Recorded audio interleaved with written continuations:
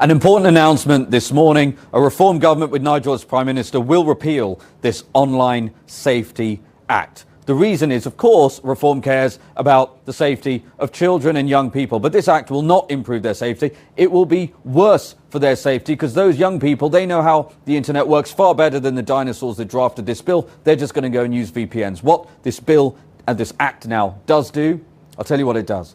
It plunges Britain into a China-style surveillance state. So what you've seen in this act is, number one, there's a Secretary of State who can unilaterally order Ofcom, the regulator, to change the rules about what you can and cannot see on social media. Is that what you want? And secondly, there's a really important part of the act that says that speech that is false, that causes, and I quote, non-trivial psychological harm, is not just illegal, but social media companies have a legal obligation to proactively remove and censor that speech. We're already seeing the effects of this. We're seeing footage of a perfectly lawful protest in Leeds about a migrant hotel being censored by X. We're seeing lots of tweets, actually, with commentary against the government that is already being censored. So what is happening now is Britain is descending into a dystopian Chinese surveillance state. So yes, we must protect children and young people, and a reform government will do that. But this bill, this act, goes far, far beyond